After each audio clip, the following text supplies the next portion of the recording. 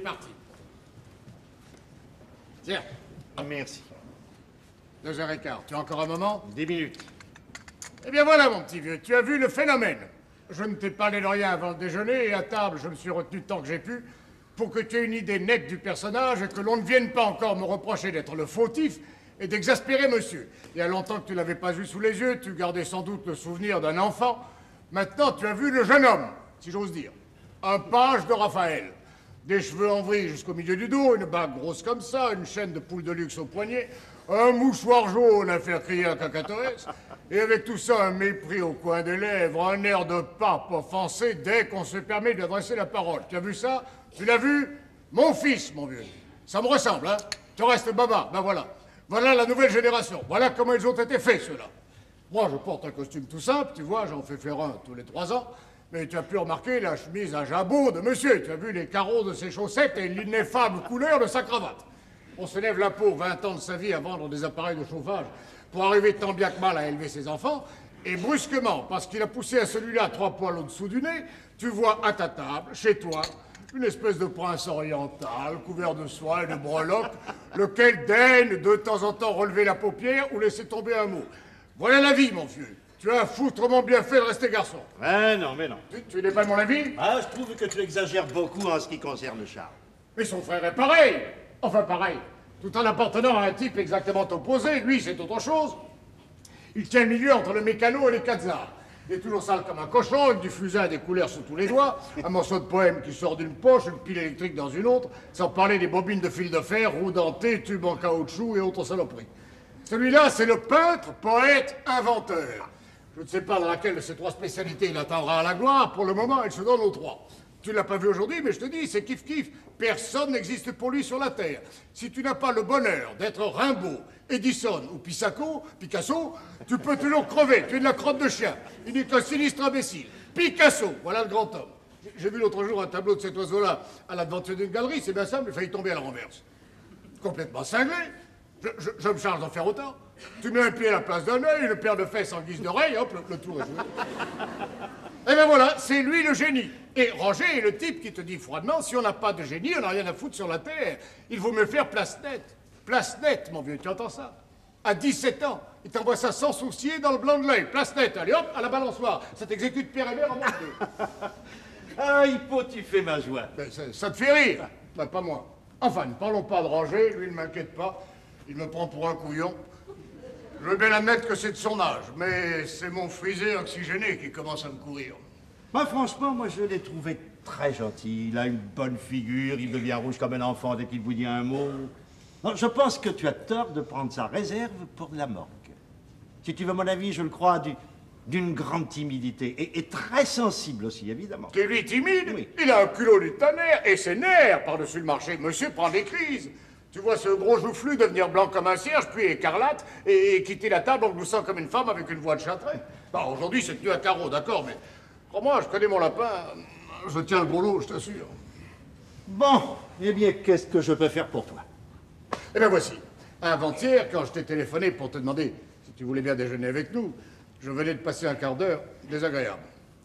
Il y a 2 mois, voyant qu'il n'y aurait rien à tirer de ce zèbre-là pour ses études, j'avais obtenu de Chasselin qu'il le prenne dans sa boîte d'assurance. C'était bien. Je l'ai dit à Charles. Je me refuse à lui donner ce surnom grotesque de Lolo, dont la fume depuis 15 ans sa mère et sa grand-mère.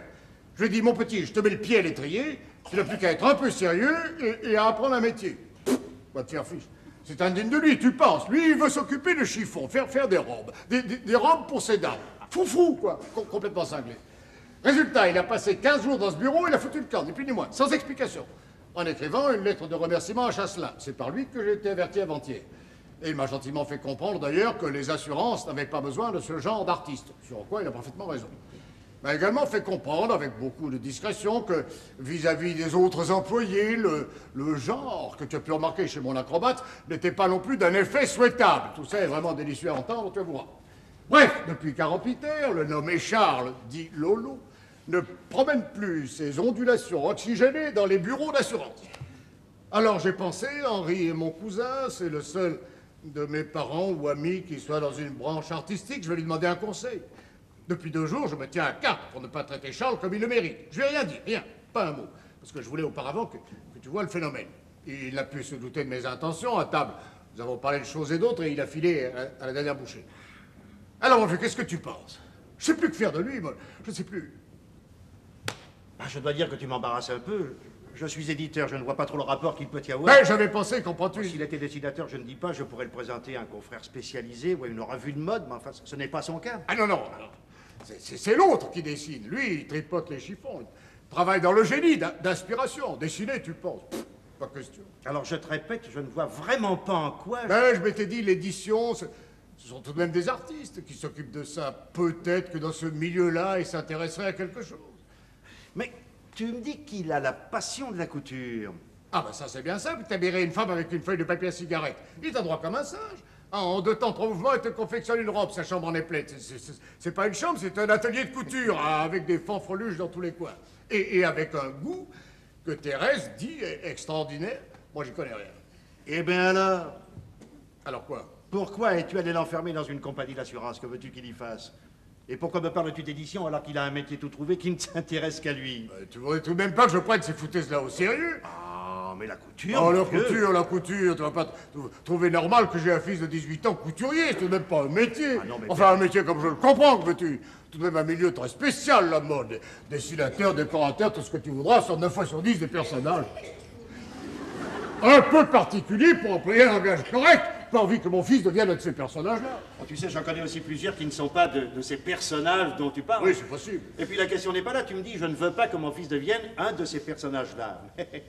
Il en est lui-même autant qu'on peut en être. Comment il en est? Mais tu le dis toi-même à chaque mot. Mais si je le savais, je lui casserais la gueule. Mais tu le sais, mon vieux. Mais non, je ne le sais pas. Mais oui, tu le sais, depuis un quart d'heure, tu me parles de ses bagues, de ses bracelets, de ses cheveux oxygénés, tu me parles de ses crises de nerfs, de sa voix de femme. Tu le sais. Ah ben, je vais lui casser la gueule. Tu ne lui casseras rien du tout. Ah, mais pardon. Et puisque tu me demandes un conseil, je te dirai, regarde les choses comme elles sont. Charles est né comme ça, il n'y peut rien, et toi non plus. Charles est une femme, c'est évident. C'était évident quand il avait 5 ans, je m'en souviens très bien. Et tu vas le mettre dans une compagnie d'assurance. Mais il y a des femmes qui travaillent dans les compagnies d'assurance. Oui, mais lui, il a le vrai goût des femmes. Il aime les toilettes, les bijoux, les robes. Bon, on peut aimer les robes et être un homme. Moi, j'aime les robes. Ah non. Quoi? Toi, tu aimes les jupons, ça n'a aucun rapport, justement. Oui, enfin. Quoi donc? Alors ça c'est du nouveau. J'ai un fils qui est une folle.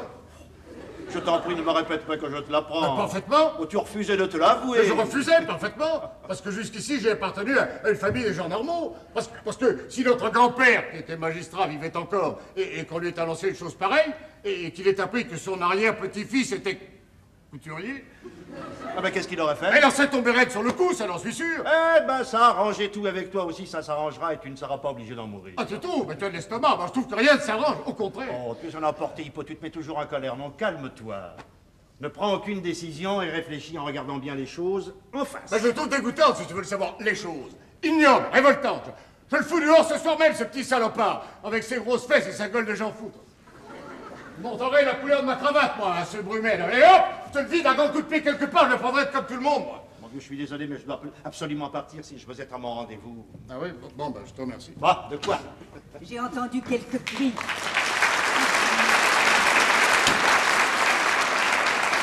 Tu piques encore une petite rogne, si je comprends bien. Le moins qu'on puisse dire est qu'il a un caractère violent. Je t'en foutrais du caractère violent. Et un vocabulaire toujours choisi. J'emmerde le vocabulaire. Toc. Avec lui, c'est du ping-pong. Vous voyez, la balle revient toujours. Moi, quand j'ai pas entendu crier nom de Dieu et le mot de Cambronne 20 fois dans la journée, je sais que quelque chose ne va pas. Oh, il couve une petite grippe et il a un peu de fièvre. Aujourd'hui, c'est semaine anglaise. Étant donné la température à 2h30, nous en compterons bien 20 de plus d'ici ce soir. Ah, ce cher Hippo, il ne change pas, il est toujours plein de fougue. Oh, ça oui, pour la fougue, on est servi. Mais c'est le secret de sa jeunesse, regardez-le, il est sec, il n'a pas de ventre.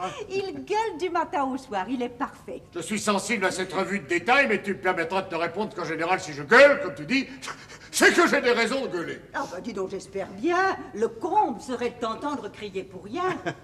Au revoir, mon vieil Hippo. Je suis désolé de partir si vite, mais il est déjà 3h moins. Ne vous mettez pas en retard. Au revoir. Au revoir. Eh bien, ma fille, on a du nouveau. Ah, vous est parti. Il vient de s'en aller, maman. Tu as droit à ses hommages. Je le trouve tout à fait charmant. Je ne l'avais plus vu depuis longtemps. Un garçon si discret, si bien élevé. C'est dommage qu'il ne soit pas marié. Il aurait fait un mari adorable. Oui, nous avons du nouveau. Ah oui, racontez. Le café est froid, maman. Je vais dire à Léonie de le faire réchauffer. Non, au contraire. Je ne l'aime que froid, tu le sais bien. Attends, si vous préférez que je remette ma petite histoire à plus tard, je peux le faire. Oh, surtout pas, il faut. Vous savez que personne ne me fait plus rire que vous quand vous racontez une histoire. Ma chère mère, je ne sais pas dans quelle mesure vous allez trouver celle-là irrésistible. Mais oui.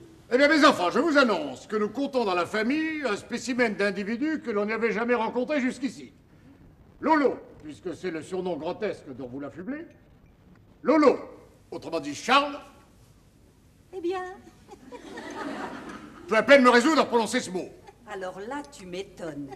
Mais c'est pas le mot qui me gêne, c'est sa signification. vous m'affolez, Hippolyte. Il y a de quoi, je vous l'affirme. Charles, autrement dit Lolo, est un averti. Voilà, je ne puis plus en douter depuis 10 minutes et vous êtes fixé aussi bien que moi. Converti à quoi? Pas au communisme, j'espère. Je ne pense pas que ce serait son genre. Hein? Hein? Quoi, hein? Inverti. Ah, inverti. Oh, Ça vous dit rien? c'est ennuyeux. Il a besoin d'une opération? Non, ma mère, votre innocence est délicieuse, ça ne veut pas dire que Charles a attrapé une maladie. Ça veut dire qu'il n'est pas un homme, s'il faut vous mettre les points sur les i. Qu'est-ce que vous nous racontez là, Hippo? J'étais là quand il est né. Ben, mettons que ça ne lui serve pas à grand-chose d'être normalement constitué.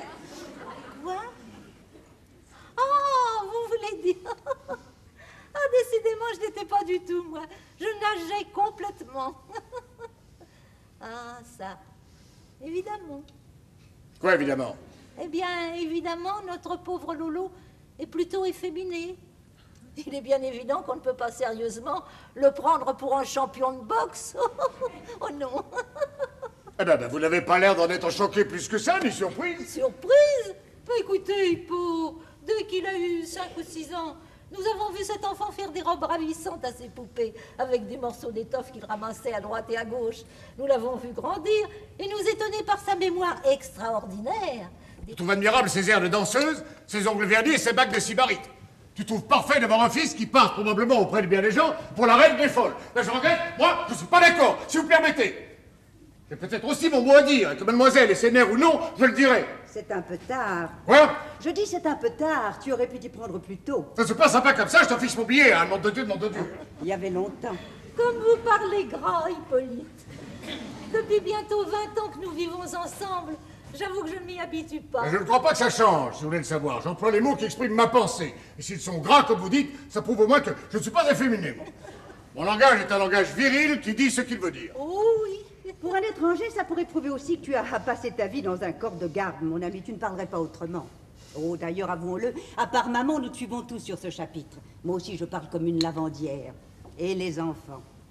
Ah, ton langage viril nous a marqués. Je parle comme il me plaît, j'ai de leçons à recevoir de personne.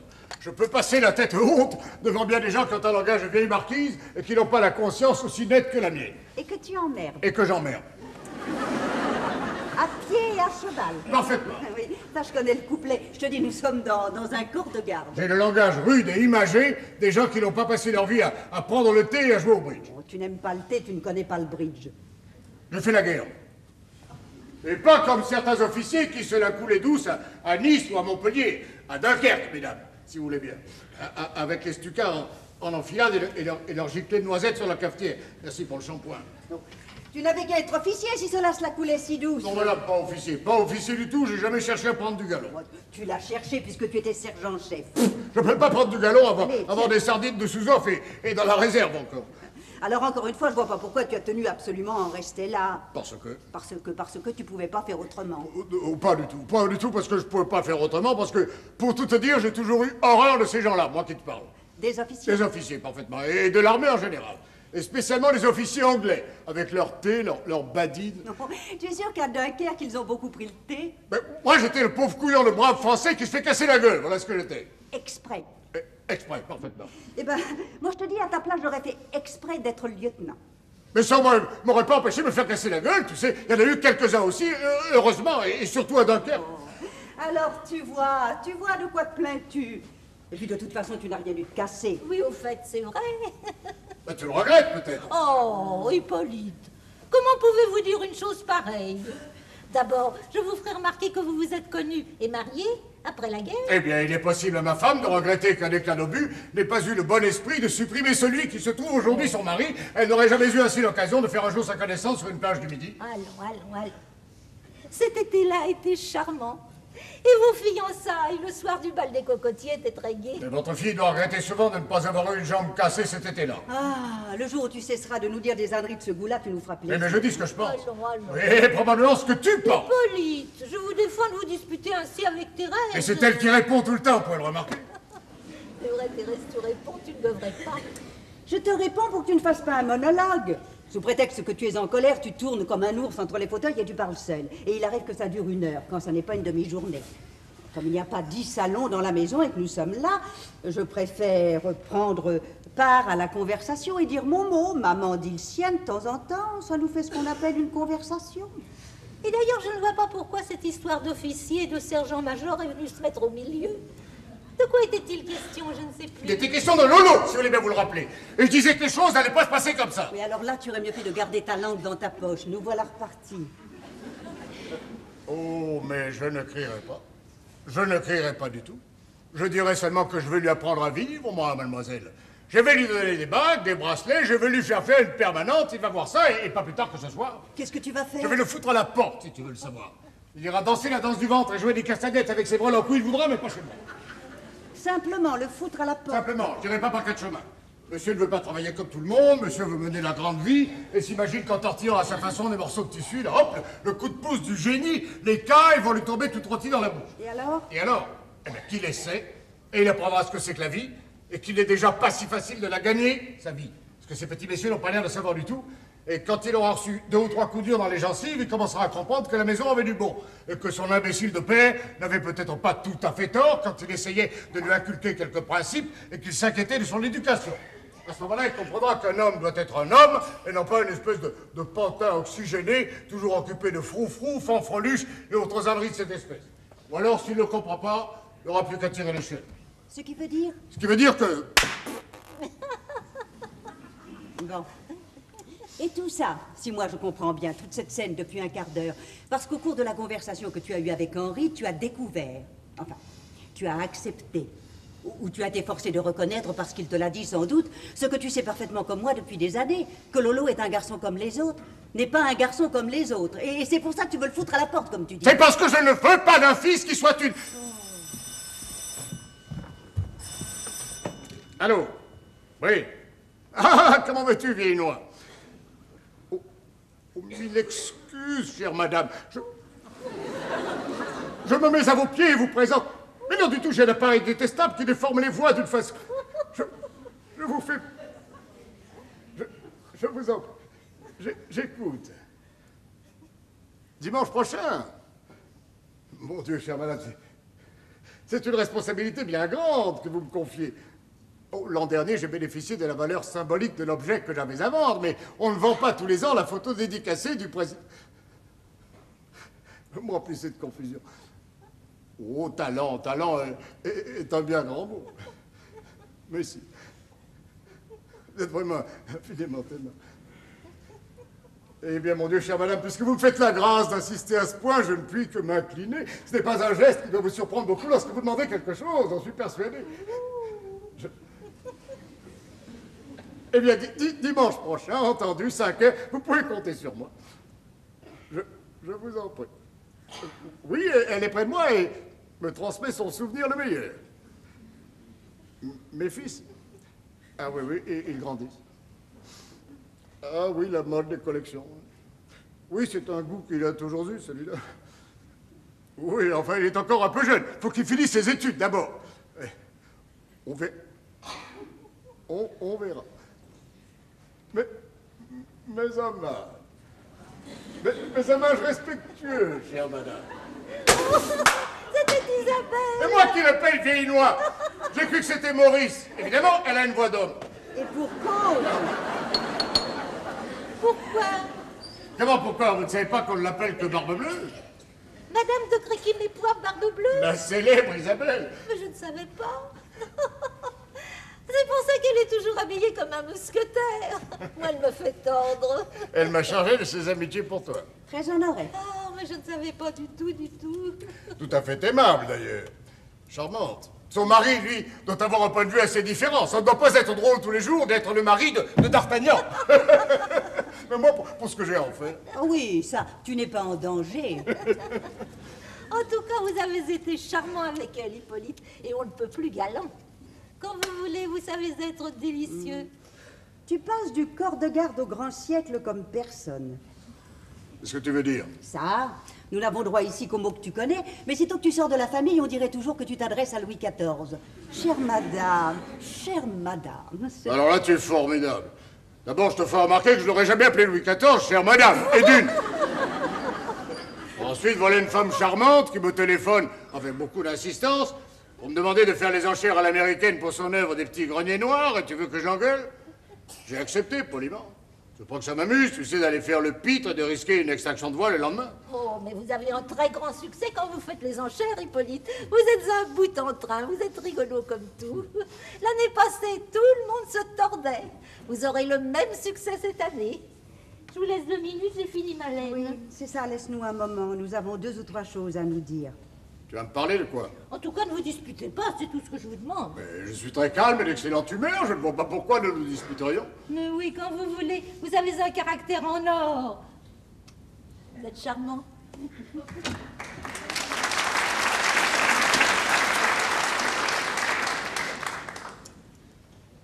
Moi aussi, je suis très calme. Je le suis toujours, d'ailleurs. Et je voudrais justement profiter de ton calme à toi pour régler la question de tout à l'heure. Quelle question?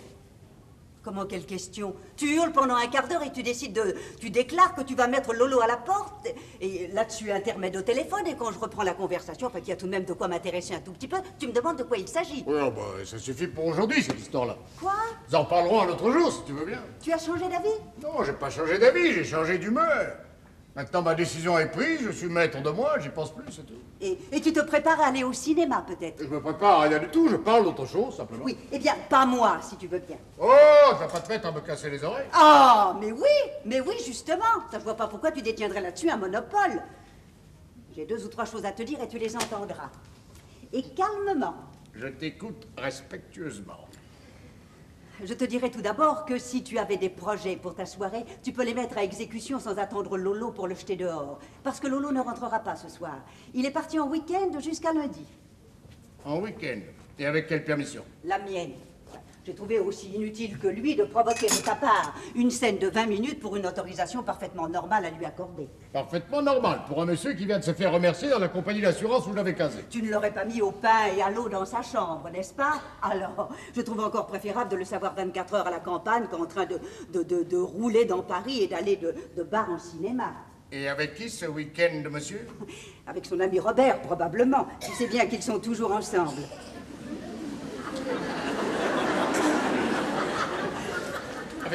Avec son ami Robert. Et tu viens me dire ça dans le blanc de l'œil? Ah, je te le dis où je peux. Je n'arrive justement pas à rencontrer ton œil. Est-ce que tu voudrais insinuer par là que tu me fais peur? Ce serait le comble. Je te demande, si tu ne sais pas parfaitement depuis au moins 2 ans, que Lolo a un ami qui s'appelle Robert, avec lequel il est déjà parti 20 fois en week-end ou en vacances. Bah, évidemment, je le sais. Alors, pourquoi trouves-tu extraordinaire que je te parle de son ami Robert? Et m'accuses-tu de te dire, dans le blanc de l'œil, qu'ils sont encore aujourd'hui partis tous les deux? En quoi est-ce une chose énorme de ma part? Bon, bien, parfait. Puisque tout est bien ainsi, n'en parlons plus, je me tais. Il part avec son ami Robert, bravo, je dois trouver ça très normal, parfait. Mais je te répète qu'il y a 2 ans que tu le trouves normal. Et depuis 2 ans, je ne m'imaginais pas, je ne voulais pas penser. Enfin bon, je me tais. Voilà, tu ne voulais pas penser. Seulement moi, ça fait des années que je te vois ne pas vouloir penser. Tu ne veux pas penser non plus que tu as un autre fils qui s'appelle Roger, qui a 17 ans, et qu'à 17 ans, on a besoin d'un peu d'argent. Bah, tu ne veux pas y penser puisque tu ne lui en donnes jamais, et que tu n'es pas surpris qu'il ne t'en demande pas. Tu le blagues à table sur sa fameuse comtesse polonaise, qui est devenue ici le grand sujet de plaisanterie. Et tu ne veux pas penser que Roger est son amant et qu'il est entretenu par elle. Tu ne veux pas y penser.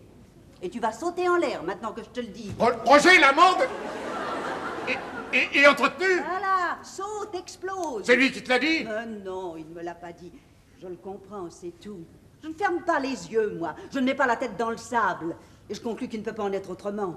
Enfin, il me semble tout de même que j'élève mes enfants. Je les nourris, je les habille, je paie leurs études. C'est entendu, mais à 17 ans, on va au cinéma, on s'achète ses premiers livres, ses disques préférés, on fume et... Mais on a envie de connaître des femmes. Des femmes, quelles femmes? Ah, justement, quelles femmes? Tu le sais mieux que moi. Mais tu sais aussi les dangers que peuvent courir ces gosses avec le genre de femmes qu'on trouve quand on n'a pas assez d'argent. Tu t'imagines qu'on n'en coupe pas autant? Non, non, tu comprends parfaitement ce que je veux dire. Eh bien, mais alors, parfait, ma chère, bravo, réjouissons-nous, il couche avec la comtesse. Le voilà préserver les filles de la rue, un petit pas de danse. C'est ça, plaisante un peu. Entretenu par la comtesse, à nom de Dieu, elle est forte, celle-là, par exemple. Comme ça arrange tout. Vous pouvez pas m'en parler plus tôt, non? Et chaque fois que je t'en ai dit un mot, tu m'as répondu par une boutade. La comtesse, tu penses? Et si tu passes ton temps à plaisanter et à dire des gaudrioles sur tout ce qui peut être sérieux et à t'empêter et jurer sur ce qui n'a aucun intérêt. Je te remercie infiniment. Pour ça, je te le dis comme je le pense. Parce que tout à l'heure, à propos de Lolo, tu as eu le toupet de mettre en avant tes principes et l'éducation que tu lui avais donnée. Mais parfaitement! Eh bien, je te répondrai, moi, que justement, tu ne t'es pas occupé de leur éducation, ni à l'un ni à l'autre. Mais je... Non, jamais, et ne proteste pas, parce qu'alors c'est moi qui me mettrai en colère, et pour de vrai. Et ce ne sera pas une colère qui tombera comme par enchantement parce que la baronne machin truc m'appellera au téléphone, ça je te le garantis. Moi aussi, pour une fois, je hurlerai et tu te tairas.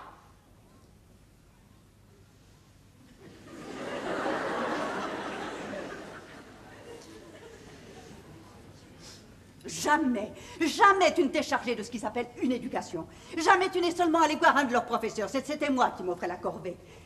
Et leur devoir à la maison, c'était encore moi, le soir. Et dans la journée, je reprisais les chaussettes.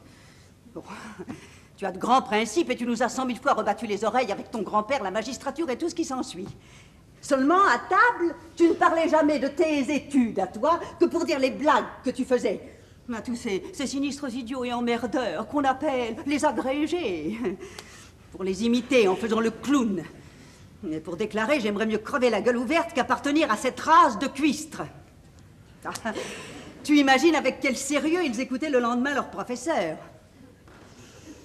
Tu parlais de ton service, c'était pour fulminer contre ces bandes de salopards et de je ne sais quoi qu'on appelle les militaires. Avec encore quelques imitations clownesques à l'appui. Et tu t'es révolté ensuite quand Lolo t'a déclaré un jour qu'il se débrouillerait d'une manière ou d'une autre, mais qu'il ne mettrait certainement jamais les pieds dans une caserne. Oh, tu t'es révolté, tu t'es indigné, tu l'as traité de tout, tu as mis en avant la France, l'honneur, tu as parlé de la décadence des nouvelles générations. Seulement lui a compris que tu pouvais toujours crier, que tout ce que tu disais n'avait aucun sens. Quand doivent-ils vous prendre au sérieux? Quand vous faites les pitres ou les professeurs de morale? Quand tu auras fini, tu me feras signe. Ça, je pourrais t'en dire encore pour longtemps. Car tu l'as vu, comme moi, commencer à porter des bagues ridicules et se coiffer quelquefois d'une manière insensée. J'ai essayé de mon côté d'y faire quelque chose. J'ai obtenu une ou deux fois un résultat. C'est peu. Mais au moins, je ne prétends pas être une éducatrice. Toi, tu t'es mis en colère, tu l'as insulté. Il t'a tranquillement bravé. Et le lendemain, tu faisais celui qui n'y pensait plus. Tu acceptais jusqu'à la prochaine colère qui n'avait pas plus de portée que la première. Voilà. Voilà ta fameuse éducation. Si tu as besoin que je t'ouvre aussi les yeux sur elle. Et voilà tes principes. On crie, on hurle au nom de ces principes admirables, mais chaque mot ensuite, chaque geste prouve qu'on n'y croit pas, qu'on ne leur accorde aucune valeur. On parle de la guerre comme d'un devoir sacré et on tempête toute sa vie en traitant d'imbéciles et de salauds ceux qui vous ont forcé à la faire. On veut mettre son fils à la porte parce qu'en vertu de certains principes, on le tient pour une ordure, mais on fait des courbettes et des salamalek à la baronne lesbienne. Alors non, c'est un peu facile, ça.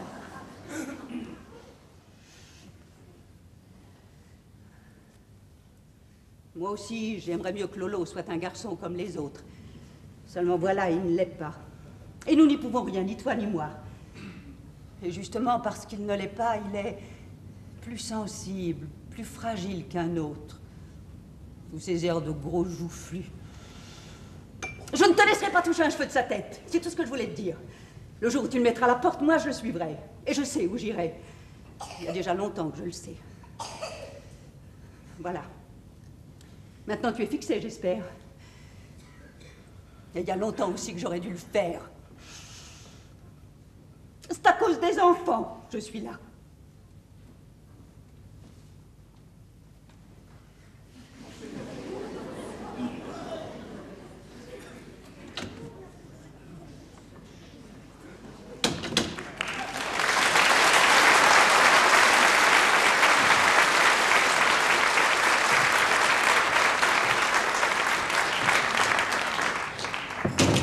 D'où sors-tu, toi?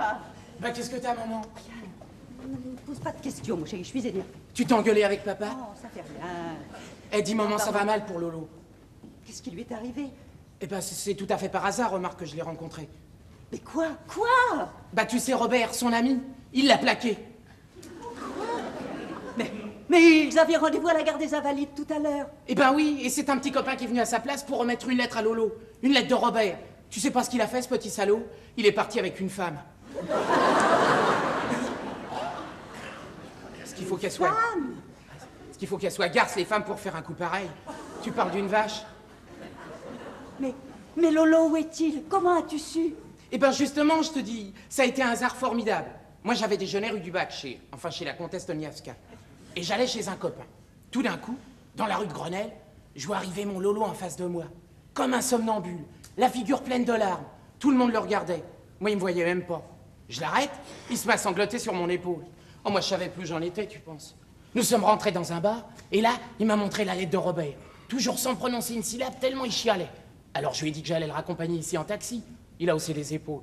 Je lui ai proposé d'aller chez la comtesse Toniaskas. C'est une amie. Et il a pas marché non plus. Finalement, il y avait un hôtel en face du bar. Il a été d'accord. Alors, je lui ai pris une chambre pour qu'il puisse avoir sa crise tranquillement. J'ai pas voulu téléphoner, tu comprends? Parce que... Enfin, je crois que si tu venais le trouver, ça lui ferait du bien. Oui. Je me prépare, hein. Bon, bah, je t'attends en bas avec mon taxi, hein. Je tiens pas à tomber sur papa s'il est de mauvais poil.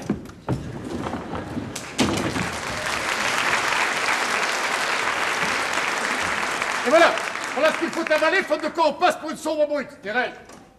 Thérèse! Oui, Thérèse. Elle est dans sa chambre. Ça aussi, ma mère, je suppose que vous allez le trouver extrêmement drôle.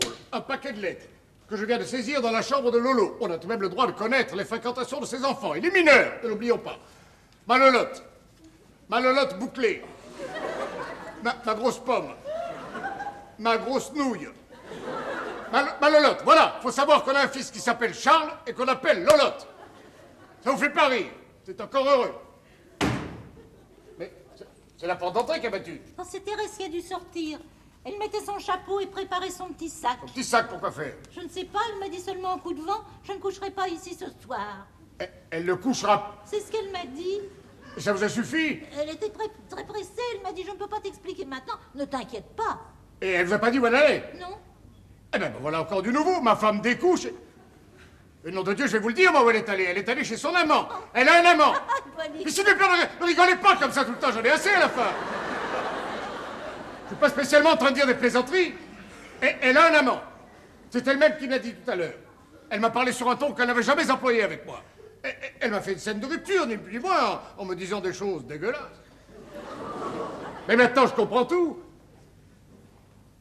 Elle a terminé en disant « Le jour où je m'en irai, je sais chez qui aller. » Et elle a même ajouté « Il y a longtemps que j'aurais dû le faire. » Et bien voilà, elle y est allée. Elle avait un amant, nom de Dieu. Encore une chose que je sais certainement depuis des années. Encore une chose que je n'avais pas voulu voir. Eh bien, ma mère, vous pouvez maintenant vous tire-bouchonner de rire sur votre fauteuil. Cette fois, allez-y et regardez bien votre gendre en vous gondolant. Il en vaut la peine. Cocu, père d'une tante et d'un macro. Vive la famille!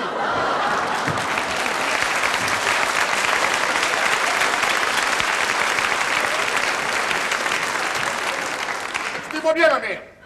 Ni votre fille, ni Lolo ne remettront jamais les pieds ici, vous m'entendez? Mais oui, Pauline, mais oui. Vous savez bien qu'ils reviendront tous les deux. Jamais! Vous ne me connaissez pas. Mais oui, je vous connais, justement. Vous ne voulez pas vous voir comme vous êtes.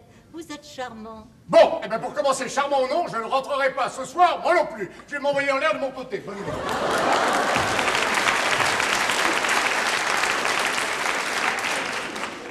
Ma grosse pomme. Ils sont terribles à cet âge.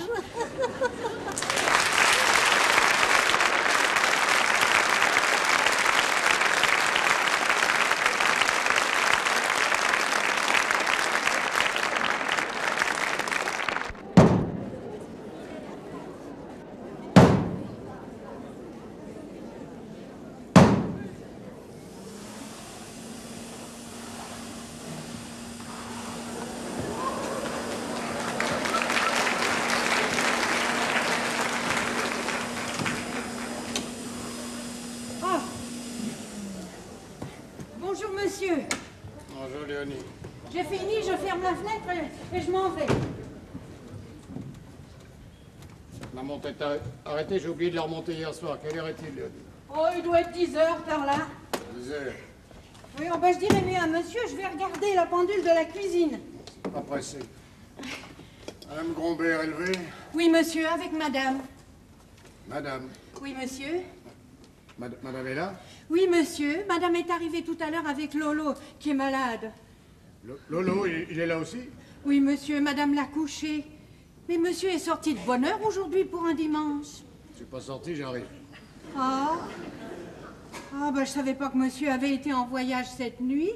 Et monsieur a déjeuné? Oui, j'ai déjeuné, merci.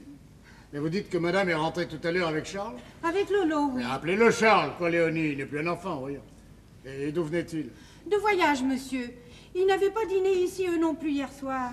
Non, merci. Je dis à madame que monsieur est là. Non. Je lui dis pas. Oui, dites-lui que je suis là. Madame est avec Lolo. Ah ben, je veux dire, avec Charles. Ça ne me vient pas, monsieur. Quoi donc? De l'appeler Charles? Et comment voulez-vous l'appeler? C'est un homme, non? Mais je ne sais pas, moi. Comment vous savez pas? Mais, je veux dire, je ne sais pas pourquoi ça ne me vient pas. Ah bon? Ah ben, je l'ai connu trop petit, je crois. Ah ben, tout compte fait, non, ne dérangez pas madame. Dites à madame Grombert, je voudrais la voir d'abord. Elle est à sa toilette. Bon ben, prévenez-la. J'y vais, monsieur. Est-ce que c'est encore que cette histoire-là? Malade de quoi? Et c'est Thérèse qui le ramène à 10 h du matin? Qu'est-ce qu'il a encore fichu comme connerie, celui-là? Qu'est-ce que je vais apprendre, je me le demande? Le jour où la machine à fabriquer les emmerdements s'arrêtera de tourner, me fera plaisir, je commence à avoir ma claque. Annie me dit que vous êtes là, Hippo. Oui, bonjour ma mère. Embrassez-moi, mon petit. Mais d'où sortez-vous? Vous nous faites des tours pendables. Où avez-vous passé la nuit? Vous savez que nous étions très inquiètes, Thérèse et moi. Thérèse, inquiète quand? Eh bien, tout à l'heure, maintenant, quand elle est rentrée. D'autant plus qu'elle a ramené Lolo malade. La pauvre chérie, elle se fait un sang d'encre. Qu'est-ce qu'il a? Lolo, je ne sais pas. Thérèse m'a dit qu'il n'était pas bien du tout, qu'elle l'avait veillé toute la nuit. Veillé, où ça? Comment ça? Et où l'a-t-elle veillé? Mais je ne sais pas. Vous savez moi. pas? Non. Vous savez toujours pas où elle a passé la nuit? Oh, ne me bousculez pas, Hippolyte. Vous m'avez laissée toute seule ici. J'avais la tête pleine de soucis, j'ai très mal dormi. J'ai pas fermé l'œil, si vous voulez le savoir. Ah, moi non plus, j'ai pas dormi, si vous voulez aussi le savoir. Ah non, pourquoi? Pourquoi? Vous êtes vraiment charmante, ma mère. Mais comment dites-vous que vous étiez seul? Roger était ici, j'espère. Mais non, Il est rentré ce matin, lui aussi? mais non, il n'est pas rentré du tout. Pas rentré, où est-il? Mais je n'en sais rien, moi. Je ne sais pas ce qui vous a pris à tous cette nuit de coucher dehors. Vous n'aviez jamais fait ça. Que se passe-t-il? Ben, j'espérais que vous alliez me l'apprendre. Moi, Thérèse ne m'a rien dit. Elle est rentrée pour coucher Lolo. Depuis, je cherche à lui parler. Elle ne l'a pas quitté. Et Roger se balade. Ah, hier soir, il est rentré dîner avec moi. Je lui ai appris que vous ne coucheriez pas ici. Vous m'aviez quitté en me prévenant, n'est-ce pas? Alors il m'a dit après le dîner, puisque papa n'est pas là cette nuit, grand-mère, je vais aller au cinéma. Et tu ferais bien de te coucher parce que je rentrerai peut-être un peu tard. Vous les connaissez, ces petits, quand ils ont une idée. Voilà comment je suis restée toute seule. Eh ben, parfait, bravo, la série continue, nous allons être au complet d'ici peu, vous allez voir. J'espère bien. Ah oui? Ah oui, j'espère bien que Gégé va rentrer. Ah bon. Où peut-il se promener comme ça? Le cinéma ferme à minuit. Et il est 10h30. Ah bon, vous avez l'heure exacte? 10h30, je l'ai prise à la radio hier soir. 10h30 juste. Monsieur a demandé l'heure exacte, il est 10 heures juste. Je l'ai prise au clocher de l'église ce matin. 10h. Moi j'ai 10h30, Léonie. Ah, madame se trompe. Moi je ne me trompe pas, je l'ai prise à la radio hier soir.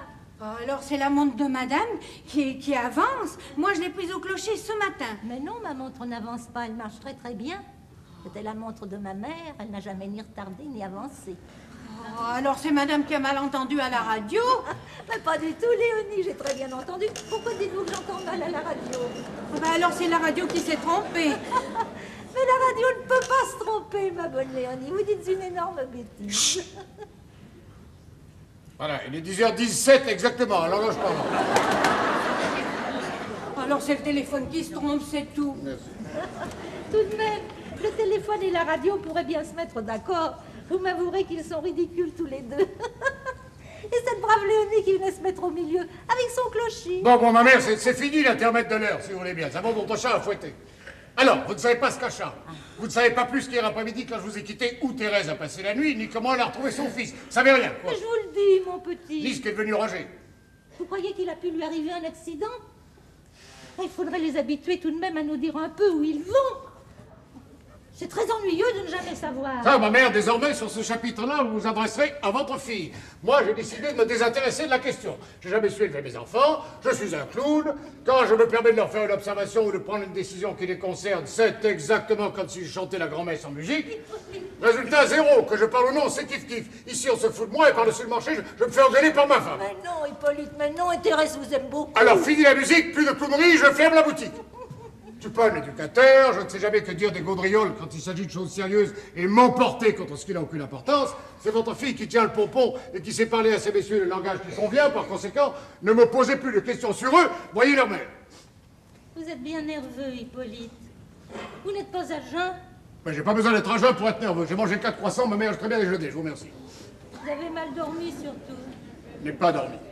Vous vous êtes envoyé en l'air, comme vous disiez. J'avais pas le cœur à m'envoyer en l'air. Oui, bien sûr.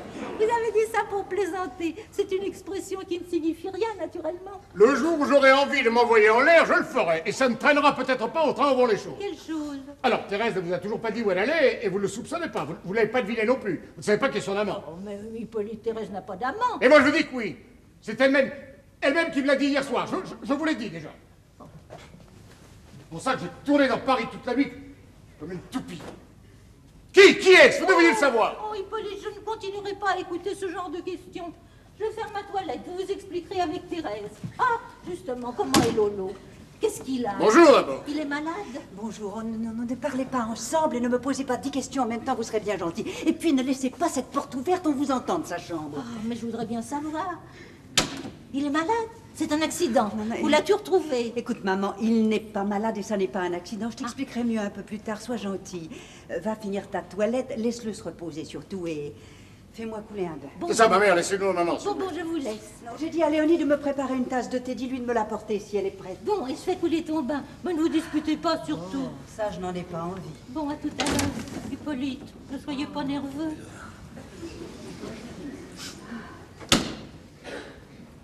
Si tu peux cependant me donner quelques mots d'explication, tu me feras plaisir.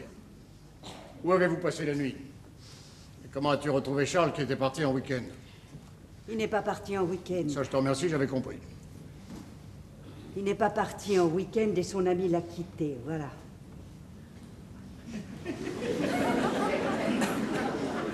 Qu'est-ce que ça veut dire, son ami l'a quitté? Ça veut dire son ami l'a quitté, tu ne sais pas ce que c'est qu'une rupture. Eh bien voilà. Et depuis hier après-midi, je suis auprès d'une épave, d'un pauvre petit qui sanglote et qui souffre. Tout ce qu'on peut souffrir. C'est pas Roger que j'étais prévenue, je suis partie tout de suite. J'ai préféré ne pas te mettre au courant à ce moment-là, c'était inutile. Je te remercie. Non, c'est vrai. Alors ça. Je m'annoncerai que la tour Eiffel et le Panthéon ont changé de place cette nuit, je ne tomberai pas le plus haut. Voilà le thé, madame. Bon, merci. Mettez-le là. Merci. Non!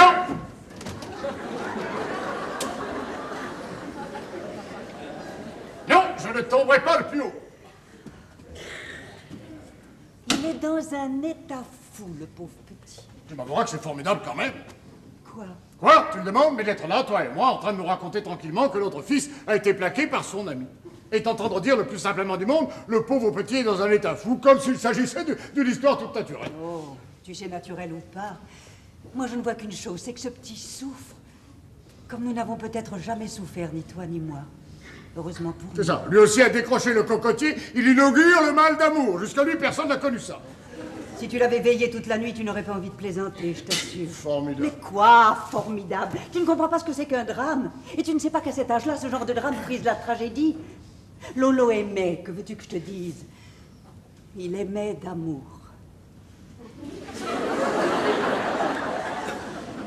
Ça, je m'en suis aperçue depuis hier. Et il réagit comme n'importe qui dans ce cas-là. Oh, comme n'importe qui, comme une maîtresse plaquée, comme une femme, dis-le. Et après, que ce soit comme une femme ou comme une bête. C'est plutôt comme une bête, d'ailleurs. Une seule chose compte, sa douleur et l'état dans lequel il est, le pauvre petit. Vois que ça, toi, l'état dans lequel il est. Ah, parce qu'il n'y a pas autre chose à voir. Il aimait d'amour. Ah non, je te jure, entendre une mère vous dire ça dans le blanc de l'œil à propos du petit ami Robert, ça vous fait suer dans le chapeau, permets de te le dire. Ce serait pareil s'il souffrait à cause d'une femme, et ça n'arrangerait rien. Ouais, je serais pas dans l'état que tu dis. Alors, nous sommes là, toi et moi, face à face, parce que le petit ami Robert a plaqué notre fils. Ça dépasse tout ce qu'on peut imaginer, que veux-tu que je te dise? Tu ne vois que ça, toi Un aussi. peu, oui. C'est comme ça, pourtant. Et nous devons nous incliner, reconnaître que nous n'y pouvons rien, et en parler, encore une fois. Avec l'air sérieux et embêté des parents dont la fille vient de voir ses fiançailles rompues, alors qu'il s'agit... Alors, je te dis, il y a quand même des trucs qui vous dépassent. S'il n'y avait pas ce drame, tu ne serais pas plus content, n'est-ce pas? Qu'est-ce que tu veux dire? S'il filait le parfait amour, ça ne te plairait pas davantage? Oh, ce serait encore pire. Alors, tu vois, tu n'as plus qu'à te réjouir que les choses aient mal tourné. Au fond, tu n'as aucune raison d'être en colère. Qui est ce Robert? Je n'en sais rien, moi, un ami à lui. Tu ne connais pas tous les garçons avec qui ils sortent, moi non plus. Tout ce que je sais, c'est qu'il a quitté Lolo pour une femme. Pour une femme? Oui. Ben, c'est du propre, mais elle a un drôle de coco, ce oiseau-là. Si tu étais son père, tu te réjouirais de le voir rentrer dans le bon chemin. Vous devez bien le connaître, son père. Ça doit être un monsieur recommandable, je le vois d'ici. Il est peut-être aussi recommandable que toi. Oui, ça m'étonnerait beaucoup. Ah, c'est du joli monde. Ah, il y a des heures où on voudrait être quelque chose pour balayer tout ça. Allez hop, faites-moi placer de toute cette saloperie. Un peu d'air, bon Dieu. Tu parles de qui? Du père ou du fils? Tous, père, fils, je m'en fous, tous dans le même panier. Hein. Nom de Dieu, je voudrais leur apprendre à vivre, moi. Ce serait pas long. Je mettais au pas, tu verrais ça. Bon. Mais pour le moment, assieds-toi, tu me feras plaisir. Je n'ai pas dormi cette nuit, ça me fatigue de devoir tourner. Ah bah tiens, à propos. Parlons-en un peu de cette nuit. Où l'as-tu passée? À l'hôtel. À l'hôtel, tiens. Quel hôtel? Un hôtel rue de Grenelle où j'ai retrouvé Lolo. J'y suis restée avec lui quand j'ai vu où il en était. Et qu'est-ce qu'il faisait dans cet hôtel? Écoute, je voudrais bien ne pas subir maintenant un interrogatoire. Et moi, je voudrais bien, sans te fatiguer davantage, savoir chez qui tu as passé la nuit avec ton fils si tu n'y vois pas d'inconvénient. Mais je te le dis. Mais là, je ne marche pas. Comment tu ne marches pas? Tu ne crois pas ce que je te dis? Non, figure-toi. Je te remercie. Il n'y a pas de quoi. Hier, tu m'as dit que si tu partais un jour, tu savais chez qui aller. Oui, Tu me l'as dit. oui. Qu'est-ce que ça signifie? Non, écoute, pas maintenant, je t'en prie. Quoi pas maintenant? Quoi pas maintenant? Hier, tu me fais une sortie dans laquelle tu me laisses entendre avec clarté que tu as un amant. Là-dessus, tu t'enfuis, un sac de voyage à la main, tu passes la nuit dehors. Et quand je te demande maintenant où tu as passé cette nuit, je n'ai pas droit à une réponse. Mais alors dis-moi tout de suite que je suis en surnombre ici. Et qu'incapable d'être ni père ni mari, on se demande ce que j'attends pour m'en aller. Dis-moi que je m'en aille. Dis-moi que personne ne peut me supporter ici, que je suis cocu depuis 10 ans. Et dis-le-moi que je suis cocu. Je voudrais bien te le dire, c'est malheureusement pas vrai. Tu préfères toujours la version de l'hôtel. Hier, tu m'as cependant dit cette phrase-là. Le jour où je partirai, je sais chez qui aller. Et tu as même ajouté il y a longtemps que j'aurais dû le faire. Est-ce vrai ou non? Oui, Tu pensais à quelqu'un de précis en disant ça. oui. À qui? À ton amant. À celui qui pourrait l'être. C'est-à-dire un ami à moi, naturellement. Henri. Mon cousin, encore mieux. Henri pourrait être ton amant depuis quand? Depuis le jour où tu me l'as conseillé, Moi, je t'ai conseillé un jour de prendre Henri comme amant. Elle est raide, celle-là, par exemple. tu m'as même dit il sera parfait pour toi. Il te fait la cour chaque fois qu'il te voit. Henri te faisait la cour? C'est toi qui m'as ouvert les yeux, mais je savais déjà qu'il me plaisait. Et tu l'as relancé? Comme tu dis, le lendemain. Parce que j'avais jeté cette petite phrase en l'air? Parce que tu étais allé un peu trop loin ce soir-là. Et parce que j'en pouvais plus. Et il est devenu ton amant? Il m'a fallu de sérieuses raisons pour y résister, je te l'assure. Il n'est pas devenu mon amant. Parce que j'ai compris que dans ce cas-là, je ne supporterais plus de venir ici, d'habiter avec toi, et que je serais obligée de t'abandonner les enfants. Henri l'a compris. Il m'a offert alors le plus naturellement du monde de venir me réfugier chez lui quand je voudrais, si un jour tu me rendais l'existence trop odieuse. Il n'est pas pressé. Il attend son heure. Il attend le jour où tu te décideras. Mais nom de Dieu, de quoi se mêle-t-il, celui-là? J'aurais été capable de le voir si je te rendais l'existence odieuse. Alors je n'ai plus qu'à me demander si tu l'as fait exprès. Je t'ai rendu l'existence odieuse, moi? Tu ne t'en es jamais aperçu, non? Pour moi comme pour tes fils, ce qui te gêne, tu ne veux pas le voir. Et si je te dis que moi, j'ai lutté contre ce qui aurait pu être un amour, pour avoir la force de continuer à vivre ici à cause des enfants, Si je te dis que tu m'as tué de cris, de vociférations et de grossièreté pendant 20 ans, et que pendant 20 ans, j'ai eu, presque chaque soir, envie de tout envoyer promener, toi, maman, la maison, les gosses, tu me diras encore que tu n'en savais rien, que tu ne l'avais pas vu. Eh bien, tant pis. Puisque maintenant tu veux tout apprendre, sache-le. Oui. Hier, après la scène que nous avons eue, quand j'ai su ce qui était arrivé à Lolo, j'ai fait un sac. Et j'ai décidé d'aller me réfugier cette nuit chez Henri. Et je te jure bien que cette fois, c'était dans ses bras que je comptais passer cette nuit-là. Tu l'as échappé belle. Et c'est à Lolo que tu le dois. Dans l'état où je l'ai vu, il n'a plus été question de rien, pas même de quitter cet hôtel. Sans lui, tu ne l'avais pas volé. Hein, c'est trop facile de toujours faire l'autruche et de prendre ensuite l'air étonné ou de tempêter dans tous les coins parce qu'on n'avait pas voulu voir. Ça n'arrange rien. Il fallait voir. Vous avez des yeux, vous aussi, les hommes. Si vous ne voulez pas vous en servir, tant pis. Tu n'avais que ce que tu méritais.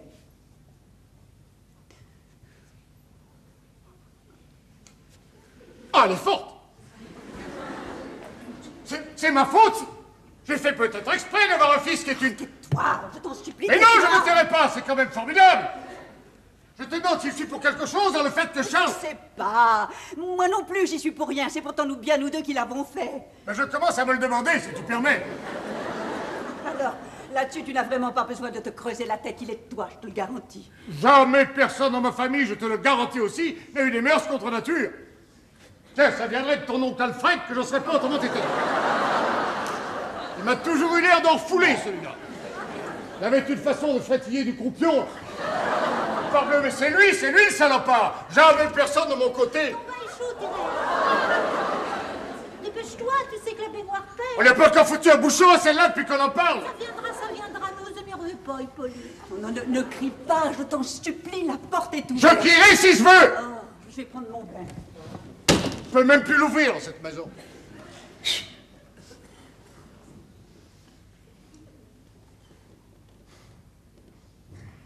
Eh ben voilà. Voilà où nous en sommes. Voilà, mes enfants. Notre mère doit avoir raison, il est probable que je ne suis qu'un imbécile, bon seulement à m'emporter, à parler comme un garde d'écurie, et à faire le malheur de tous ceux qui m'entourent. Depuis 20 ans, je n'ai eu qu'un seul souci, celui de gagner de quoi vous élever correctement. Toujours torturé par cette idée que vous puissiez me reprocher un jour sur ce point la plus petite négligence. J'ai toujours eu à me débattre tout seul. Je n'avais pas fait de très brillantes études, mais une fois marié, j'ai mis tout mon amour-propre à te dire coûte que coûte un rang convenable. Je travaillais comme un nègre.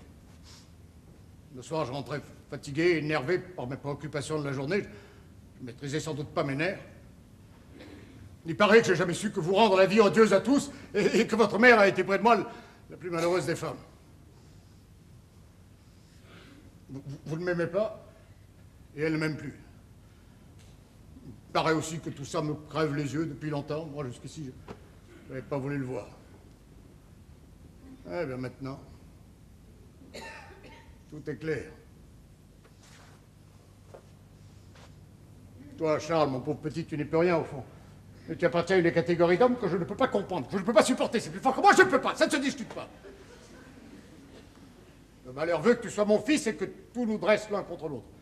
Je suis ton père et nous ne sommes pas de la même famille. Puisque ta mère parle de tragédie, tiens, en voilà une. Je voudrais t'admettre comme tu es. Je voudrais aussi t'aimer. J'ai envie de te gifler chaque fois que tu passes à côté de moi.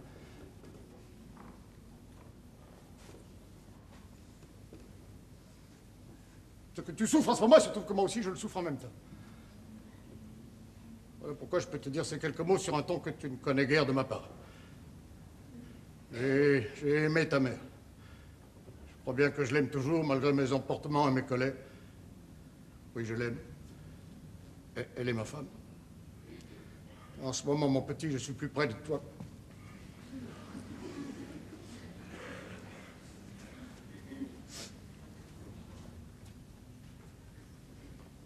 Alors voici. Je remettrai à votre grand-mère l'argent qu'elle m'a confié. Je ferai en outre à votre mère des versements réguliers. Je crois que vous ne manquerez de rien ici. Moi, je m'en vais. Vivre n'importe où, ça m'est égal. Puisque je vous ai tous rendus si malheureux, je vous demande pardon.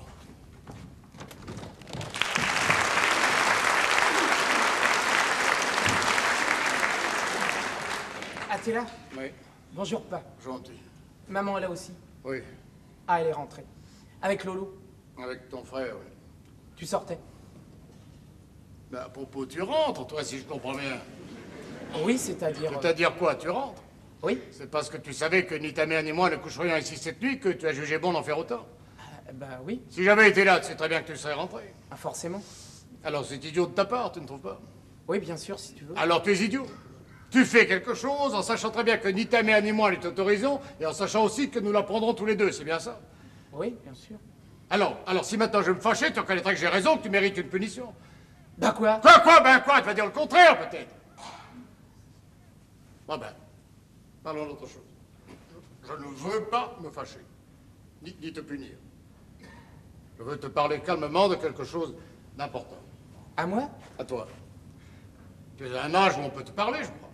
Tu as prouvé cette nuit que tu peux être idiot, mais que tu n'es plus un nourrisson. Assieds-toi. Voilà. Roger, je ne te demande pas où tu as passé la nuit, je le sais, chez ta comtesse, n'est-ce pas? Je te demande même pas de me dire oui, je le sais. Alors voici. J'ai remarqué une chose, c'est que tu ne me demandes jamais l'argent. Et ta mère m'a dit que tu ne lui en demandais pas non plus, pourtant tu fumes, tu vas au cinéma en dehors de tes heures de cours. Enfin, du moins, j'espère que c'est en dehors. Tu fumes, enfin tu as forcément des frais. Alors où prends-tu ton argent? Bah, c'est Sonia qui m'en donne.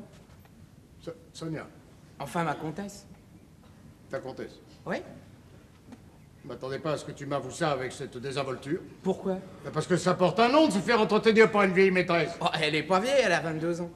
Ben, 22 ans? Oui, elle s'est mariée à 16 ans et demi. Son mari s'est tué il y a 3 ans dans une chute de cheval. Elle a hérité de tout le fric de la famille. Ben, mais tu couches avec elle. Bien sûr. Et elle te donne de l'argent. Mais je couche pas avec elle pour qu'elle me donne de l'argent. Je couche avec elle parce qu'elle me plaît. Et elle me dit qu'elle m'aime. Elle t'aime. Ouais, elle dit qu'elle me trouve rigolo. Et elle te donne de l'argent parce qu'elle te trouve rigolo. Oh bah c'est plutôt parce qu'elle voit que j'en ai pas. Ben, mais tu l'acceptes. Bah, pourquoi pas? Ça lui coûte rien. Elle est pleine aux as. Au contraire, elle dit que ça la gênerait si je refusais. D'ailleurs, j'ai pas essayé. Bon, ben, dorénavant, tu demanderas de l'argent à ta mère. Elle te donnera ce qu'il te faudra. Et pour commencer, tiens, mon petit, voilà 5000 francs. T'es bien gentil, papa. Mais qu'est-ce que tu veux que je fasse avec 5000 francs? Ben, il me semble que tu peux encore te payer 2 ou 3 séances de cinéma, quelques paquets de cigarettes, non? Bien sûr, mais ça sert à rien, je t'assure. 5000 francs, ça peut faire plaisir à maman pour acheter du rouge à lèvres ou pour aller chez son coiffeur. Ce sera bien mieux. C'est pour ça que je te demande jamais rien. Tout ce que Sonia me donne, c'est autant d'économies pour ici. Mais j'ai jamais demandé l'aumône, moi, mon petit. J'ai jamais demandé un sou à personne. Ah, je sais bien. Et j'accepterai pas qu'une Roumaine ou une Polonaise alimente mon ménage. Oh, tu sais, elle, c'est par gentillesse, parce qu'elle s'en fout. Mais moi, je me fous de sa gentillesse et je me fous qu'elle s'en foute par-dessus le marché. Ah, t'as tort, papa. L'autre jour, j'ai une idée, justement, pour Lolo. Demander à Sonia qu'elle mette du fric pour lui dans un magasin. Un magasin de quoi? Bah, de couture, parbleu. Une boutique où il serait chez lui, où il confectionnerait ses modèles. Tu t'imagines pas que ton frère va s'installer comme couturier? Ah, pourquoi pas? Il fait des trucs épatants. Sonia est d'accord. Elle m'a dit que pour Lolo, elle ferait tout ce qu'on voudrait. Plusieurs millions si c'est utile. Plusieurs milliers. Mais je te dis, c'est une môme épatante. Elle dit que l'argent, c'est fait pour s'en servir. Et moi, quand j'aurai mis au point mon invention, elle me donnera ce qu'il faut pour prendre un brevet. Bon, ben pour commencer, tiens, voilà 10 000 francs, et tu vas me faire plaisir de laisser ta comtesse tranquille. Tu vas cesser de la voir. C'est de toi que ça dépend. Car tu imagines assez bien, sans vouloir te faire de peine, mon petit, qu'elle n'a pas que toi dans sa vie. Bah, bien sûr, elle a pas que moi. Ah bon, tu le sais. Bah, je le sais, bien sûr que je le sais. Je peux quand même pas l'occuper à moi tout seul. Mais je m'en fous. Tu t'en fous. Oui, ça me gêne pas. Et puis c'est moi qui préfère. Elle te le dit et tu le crois. Bah, je lui demande rien, moi. Si elle le dit, c'est que c'est vrai. Et je vois pas pourquoi ce serait vrai, d'ailleurs, parce que tout ce qui me touche est sacré. Tout ce qui te touche. Ouais, maman, Lolo, toi. Moi aussi, je suis sacré. Toi aussi. Tiens, si t'avais besoin de fric pour tes affaires, je suis sûr qu'elle t'en passerait. Mais nom de Dieu, n'allons tout de même pas tous nous faire entretenir par la Pologne dans cette maison. T'es jamais demandé si elle était pas un peu piquée, ta Sonia, non? Bien sûr, elle est piquée. Mais elle est gentille comme tout, si tu la connaissais. Allez, prends ces 10 000 francs, ne me parle plus d'elle, veux-tu? Ah non, je t'assure, papa, ça me gêne. Alors ça, c'est le con. Ça te gêne quand c'est moi, et venant d'elle, ça te gêne pas. Bah bien sûr, elle et moi on sait ou quoi, c'est pas pareil. Ah, tiens, tu es là, toi. C'est maintenant que tu rentres. Sous prétexte que ni ton père ni moi n'étions ici cette nuit. Maman vient de me raconter ça. Allez, file dans ta chambre. Et surtout, ne viens pas d'où ton frère dort. Enfin, tu m'avoueras qu'on ne peut tout de même pas admettre ça. Alors là, tu me renverses. Quoi? Pourquoi l'as-tu giflé? Parce qu'il le méritait. Mais il méritait peut-être une punition. C'en est une. Mais une petite idiote. Ah, naturellement. Moi, elle était en train de le raisonner. Avec de l'argent au bout des doigts. Ouais, oui. Tu lui donnais de l'argent? Ben oui. Oui, j'ai trouvé raisonnable ce que tu disais hier. Là-dessus, tu arrives et tu le gifles. C'est idiot, encore une fois. Oh, mais je suis énervée, tu comprends pas? Eh ben, c'est idiot. Ah, c'est comment d'élever des gosses? Le jour où on se fâche, c'est votre femme qui vous traite de brute. Si on ne se fâche pas, c'est elle qui se met à distribuer les marques. Moi, j'y renonce. Si je m'étais permis de lui envoyer cette gifle, j'aurais entendu un concert, on aurait rebattu les oreilles pendant 10 ans. J'ai entendu une gifle. Ça y est. C'est Roger qui l'a reçu. Vous avez bien fait. Là, je vous approuve pleinement. Il faut que ces petits aient de temps en temps un rappel à l'ordre. Il s'en souviendra. Je vous félicite. Décidément. C'est vrai. Je vous rends cette justice, Hippolyte, que vous ne les avez pour ainsi dire jamais giflés. Vous criez un peu souvent, c'est entendu. Vous êtes un violent. Vous n'y pouvez rien. Et vous parlez grand. Mais vous êtes dans le fond un excellent père. Et vous aimez beaucoup vos fils. Vous ne les avez jamais maltraités. Aujourd'hui, vous avez bien fait, mon petit. Il y a certaines circonstances où il ne faut pas les rater. Moi, j'ai eu 4 frères. Je sais ce qu'il en est. Mon père était le meilleur homme du monde. Il n'empêche que je l'ai vu gifler mon frère Alfred le jour même où Alfred a eu 19 ans. Et jamais de sa vie, mon père n'avait lavé la main sur aucun de nous. Mais ce jour-là, Alfred lui avait manqué. Eh bien, je vous jure que lui n'a pas manqué. Malgré ses 19 ans, il a attrapé une paire de claques, comme il n'en avait jamais reçu, le brave Alfred. Et qu'est-ce qu'il avait fait, le brave Alfred? Oh, je ne sais plus. Je crois entre nous qu'il s'était laissé à quelques bêtises avec la femme de chambre. Avec la femme de chambre, Alfred, vous êtes sûr? Oh, vous savez, c'est loin tout ça. J'avais 14 ans. C'était à la campagne. C'est ce que j'ai cru comprendre. Je sais qu'il s'était passé quelque chose à l'office. Ou à la ferme, je ne me rappelle pas très bien. Il y avait un petit valet de ferme que mon père ne pouvait pas supporter. Et il devait bien être pour quelque chose lui aussi, dans cette histoire de femme de chambre, car mon père l'a renvoyé le jour même, je me rappelle. Un valet de ferme, Alfred. Je savais bien que ça venait de ce côté-là. Quoi? Non, rien, ma mère. Monsieur, je voulais dire à monsieur que l'église vient de sonner. La porte d'entrée aussi. Et qu'il est 11h moins le quart. Et alors? Et alors, la pendule de la cuisine va bien. Bon, occupez-vous de la porte d'entrée. Tout de suite, monsieur. Je ne fais pas le tour si monsieur permet. Je n'aime pas les visites du matin. Je m'éclipse. À votre aise, ma mère. C'est un principe. Monsieur, c'est monsieur Henri. Il a demandé si monsieur était là, j'ai dit oui. Ça, il me fait... Bon, ben, qu'il entre.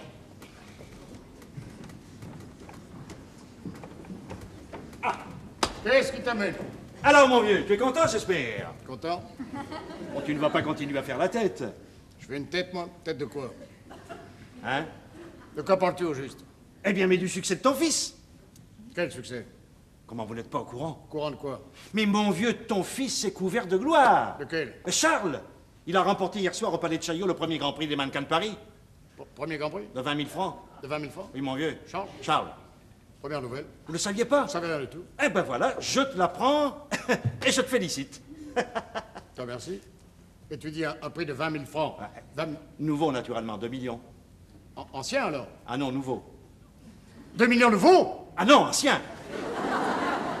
Charles a remporté un prix de 2 points, te presse pas? 20 millions. T'as tu me troubles, je ne sais plus ce que je dis. 20 000 francs. Charles a remporté un prix de 2 millions. Oui. Ancien. Oui. Assieds-toi. Merci. Un prix de quoi? Eh bien, le grand prix d'un concours ouvert à tous les grands couturiers pour la semaine de Paris. Un concours de petits mannequins poupées habillés par des maquettistes et décorateurs. C'est Charles qui a remporté le Grand Prix? Oui. Tu ne savais pas qu'il avait présenté des poupées à ce concours? Ça veut rien du tout. Eh ben voilà, je t'apprends le résultat. Je comprends pas. Tu dis un concours ouvert à tous les grands couturiers.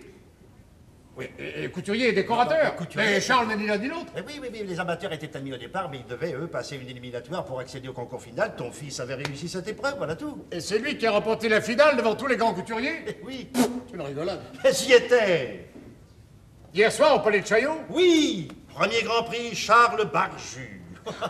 On a cherché partout le triomphateur, son absence a doublé son succès, on l'a acclamé. Ses mannequins ont été exposés sur la table du jury, je les ai vus. Ah, ce qu'il a fait est adorable. Il est là, il faut lui annoncer ça, mon vieux. C'est bon, c'est bon. Ah, tu n'en reviens pas, hein. Je m'attendais pas, je l'avoue, à ce genre de nouvelles. Mais ce n'est d'ailleurs pas pour t'annoncer ça que j'ai fait un saut ce matin, moi j'étais persuadé que vous étiez au courant. Non, si je suis venu, c'est pour te parler d'une proposition qui m'a été faite hier, précisément. Ah, il faut battre le fer quand il est chaud, n'est-ce pas? Proposition? Mais il y a de temps en temps comme ça des espèces de miracles, des coïncidences surprenantes qu'il ne faut pas négliger. Et c'est pourquoi j'ai voulu te voir tout de suite. Alors j'étais là-bas hier soir avec un ami qui vient de reprendre à son compte une petite maison de couture et qui cherche un créateur de modèles pour relancer cette maison tombée assez bas. Ben, il cherche ton fils, quoi. Ça a l'air d'une blague. Alors, il me parlait de ça, je venais de lui dire que j'avais dans ma famille même un jeune garçon qui... Enfin, je lui avais parlé de Charles. Et là-dessus ont lieu les résultats du concours. Et qui remporte le Grand Prix? Le même Charles. Je n'ai pas besoin de te dire que les éloges que je venais de faire sur son compte ont pris tout à coup une certaine valeur. Alors, voilà, mon ami est d'accord et c'est ce que je viens te dire. Comment d'accord? Si tu envisages cette situation pour ton fils, il est prêt à t'offrir une association. Je connais Marlatier, c'est un homme sérieux. S'il s'intéresse à une affaire, c'est après l'avoir étudiée longuement, on peut être tranquille avec lui. Voilà, il ne te reste plus qu'à réfléchir. Mais vu le succès de ton fils hier soir, tu as le moyen de lui faire une situation de premier plan. Oui. Bon, maintenant il y a autre chose. Marlatier lui a remis 50 millions dans cette affaire. Il en voudra encore 20. Il les trouvera, je suis tranquille. Mais je te pose la question de sa part. Si tu pouvais toi-même apporter ce capital, la position de ton fils serait très différente. Ce serait alors une véritable association.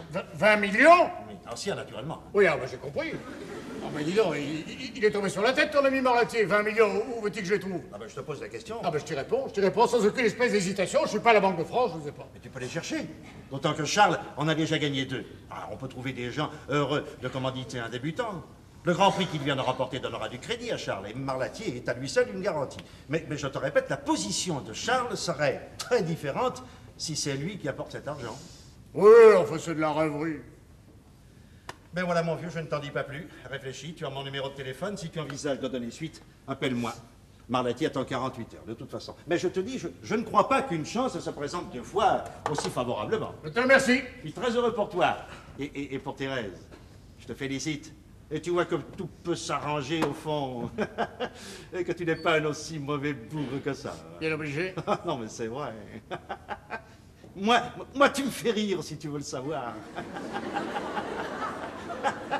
Ah, je te fais rire, toi. Ah oui, tu me fais rire quand tu fais le lion, là, quand tu rugis. Entre Thérèse et toi, vous commencez à me courir avec vos animaux. Pour elle, je fais l'autruche, pour toi, c'est le lion. Très bien que vous me foutiez un peu la paix avec votre ménagerie, ça ne te fait rien. Ne t'énerve pas, je te quitte, dis donc. Je ne dérange pas Ah oui, Thérèse. c'est ça. Bon, alors dis-lui de ma part... Mais j'y manquerai pas. Dis donc, à propos, tu ne te maries toujours pas, toi? Quoi? Non, mais pourquoi, à propos? Non, c'est ma belle-mère qui, chaque fois qu'elle te voit, me demande si tu ne te maries pas bientôt. Ah, eh bien, dis-lui que non. Tu n'as pas encore trouvé la femme idéale. Voilà, oui. Tu l'attends. Quoi? Je dis, tu l'attends. Eh ben, c'est ça. Eh ben, l'attends pas trop, va. Ah, sacré pauvre, hein?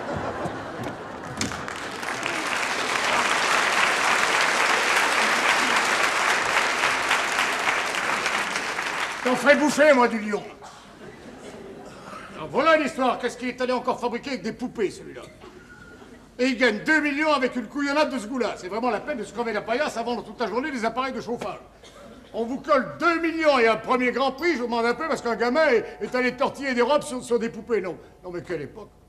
Non, mais on ne le dit pas assez, nous vivons vraiment une époque de fous. Et pendant ce temps-là, il fait la dame au camélia et meurt d'amour dans son lit, cet andouille-là. Roger! Lui, il est en train de râler à cause de sa gifle. Roger! Monsieur, c'est des fleurs. Des fleurs. C'est pour Lolo. Oh! Eh ben, et puis quoi encore? Bon, ben, faut poser ça là. Des fleurs. Manquez plus que ça, voilà. Bon, mais la terminée, c'est là, ça va. Des fleurs pour Lolo.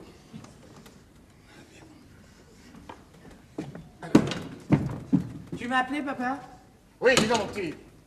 Je viens d'apprendre l'histoire à tomber de la lune. Il paraît que ton frère a remporté hier soir un concours de mannequins au Palais de Chaillot. Les mannequins de Paris? C'est ça? Non! 2 millions, ça ne te fait rien? 2 millions? Oui, ancien. Ah, naturellement.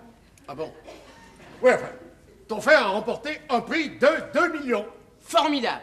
Tu savais qu'il s'était présenté à ce concours? Oui, il avait été reçu aux éliminatoires il y a 15 jours. Ah bon, tu étais au courant? Ouais, il avait demandé qu'on te le dise pas. Ah bon, très touché. Oh, il voulait sûrement te faire une surprise s'il avait un prix. Et il a eu le premier, je le lui... Une seconde, doucement. T'es pas content? Ah, content. Oui, je suis content, mais doucement, minute, je le vois d'ici, ton sybarite de frère. Va s'imaginer que c'est arrivé tel que je le connais, va se prendre pour un pharaon. Bah écoute, justement, c'est arrivé. Quoi, qu'est-ce qui est arrivé? Bah je sais pas moi, 2 millions d'abord, c'est toujours ça. Et puis, ça peut être formidable pour lui. Formidable. Vous n'avez jamais que ce mot-là à la bouche, formidable. Ce qui est formidable, c'est la connerie des gens qui mettent 2 millions dans un concours de poupées, ça, oui, c'est formidable. Mais pour ton frère, entre nous, je me demande... Oh bah je te trouve difficile. Bah, je sais pas, je réfléchis, je me pose la question. Je voudrais être sûr que tout compte fait, ce qui arrive à ton frère vaut vraiment la peine de se réjouir. S'il va pas avoir la tête complètement tournée sous prétexte que le jury de la couture lui a collé un premier grand prix. D'abord, si tous les grands couturiers de Paris étaient admis à ce concours, comment est-ce ton frère qui a remporté le prix? Voyons. Mais j'en sais rien, moi, c'est toi qui me l'apprends. Mais c'est Henri qui me l'a annoncé. Eh ben alors, tu vois. Je vois quoi? Bah tu vois que c'est vrai. Je te dis pas que ça n'est pas vrai, je te dis que c'est incompréhensible. C'est une histoire invraisemblable. Mais puisqu'elle est Et vraie... puisqu'elle est vraie, elle est encore plus invraisemblable que tu te dis. Monsieur, Bon, c'est encore des fleurs pour Lolo. Encore des fleurs. Bientôt, ce sera ici la loge de la calasse, alors. Bon, allez, prenez ça. Tu veux pas Le que je l'annonce à téléphone, Lolo? une seconde. Attention, arrange ça, le téléphone. Allô? Oui, c'est ici, monsieur. Oui, c'est moi-même, monsieur. L'ORT? Oui, une interview? Ah, ce matin, ça me paraît un peu difficile. Disons plutôt après le déjeuner, si vous voulez bien. Oui, c'est ça. À 2 heures, par exemple. Avec un camion de son. Qu'est-ce que vous voulez qu'il fasse d'un camion de son? Ah, la radio! Bah bien sûr, naturellement. Oui, mais évidemment. Eh bien, alors, 2 heures précises, 34 rue des Saints-Pères, au 2e étage.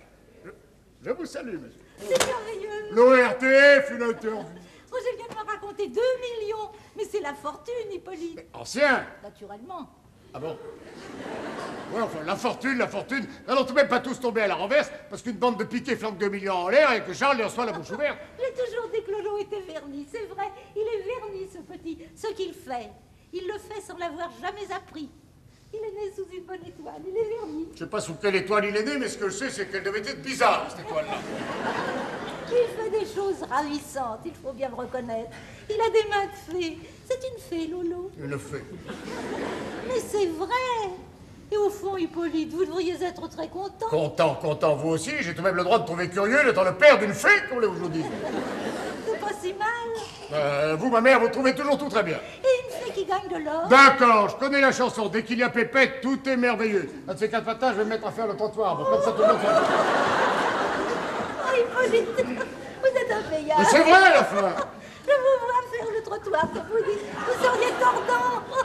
Et voyez comme il est, ce numéro-là. Il savait qu'il avait été reçu aux éliminatoires. Il savait certainement que le jury se réunissait hier. Vous croyez que ça l'intéressait? Pas du tout. Monsieur partait en week-end. Le concours, il s'en fichait comme d'une pomme.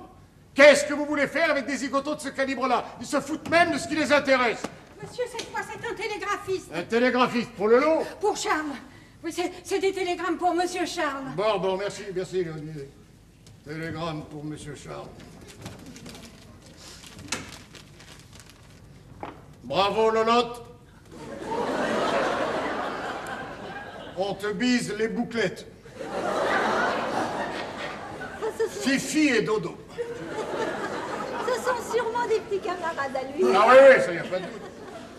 Ils sont gentils entre eux, ces petits. Non, des amours, Fifi et Lolo. Mon Dieu, le téléphone, ça commence. C'est la gloire, Hippolyte. Et Ah. Thérèse qui n'est pas au Allô? courant. Allô, oui. C'est moi-même, monsieur. Monsieur?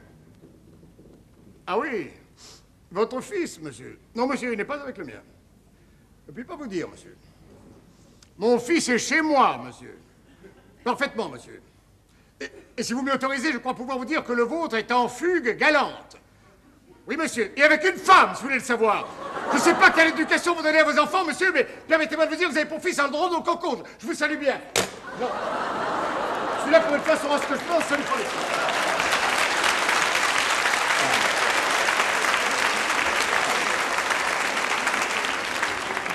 Qu'est-ce que maman et Roger me racontent? Oui. C'est Henri qui me l'a annoncé. Voilà les fleurs pour Lolo, de tous les C'est côtés. merveilleux. Il a téléphoné, Non, il sort d'ici. Ah, mais c'est incroyable. Ah, on vient interviewer Lolo à 2 heures précises. À 2 heures, mais dans l'état où il est, c'est... Ah, ma fille, dans l'état où il est, il changera l'état. Que veux-tu que je te dise? Il a qu'à se mettre la tête sous le robinet et ça lui changera les idées et à sortir un peu de son lit. Il peut se montrer un peu tout de même. C'est vrai, ici, la maison devient une fourmilière. On passe son temps à entrer, à sortir, à courir dans la chambre de monsieur. Lui, on ne le voit pas. On le voit jamais. C'est l'Arlésienne. Eh ben, après le déjeuner, il se montrera et il n'en mourra pas. Enfin quoi, l'ORTF se dérange, on lui amène un camion de son à domicile. Je voudrais pas qu'il réponde à ces gens-là, laissez-moi tranquille, j'ai été plaqué par Robert. Oui, voilà. Bon, on arrangera ça. Et Henri est venu exprès pour nous annoncer ça? Ben, il était hier soir au palais de Chaillot, ce matin, il passait dans le quartier, il est monté. C'est gentil. Oui, c'est... Qu'est-ce que ce prix peut lui amener à ce petit? On sait rien. Oh, c'est tout de même un succès, un résultat extraordinaire. Tu es contente? Ah, évidemment. En tout cas, ça ne pouvait pas mieux tomber. S'il y avait des suites heureuses de ce côté-là, ce serait une distraction à ce qui est arrivé. Quelle suite veux-tu qu'il y ait? Est-ce qu'on sait? Tu as pris ton bain? Oui, ça va mieux. Tu ne fais pas ta toilette? Tu n'es pas rentré cette nuit, il paraît. Allez, embrasse-moi. Nous nous sommes dit des choses bien désagréables. Oublions tout ça si nous pouvons. Oh, et va te raser. Je ne crie pas pour le plaisir, tu sais. Je sais. En tout cas, dis-toi bien une chose, c'est que je ne serai jamais cocu. On verra. Quoi? Non, parlons plus, dépêche-toi. Ah, on va m'arranger, là. Ah, mais tu vas pas l'attraper. Écoute, c'est fini l'histoire de la gifle. Nous nous sommes embrassés, c'est oublié. Non, j'ai à lui parler. Bon, alors je te l'envoie. Roger. Ah! À nous deux, mon petit. Je dis mon petit, je devrais dire mon grand, hein. C'est vrai, quel âge as-tu aujourd'hui, toi? 17. Eh oui, déjà 17 ans. Pourquoi? Ben pour rien, mon gros, pour rien. On s'aperçoit de ces choses-là tout d'un coup. Le temps passe, quoi. Eh ben oui, parbleu. Assieds-toi.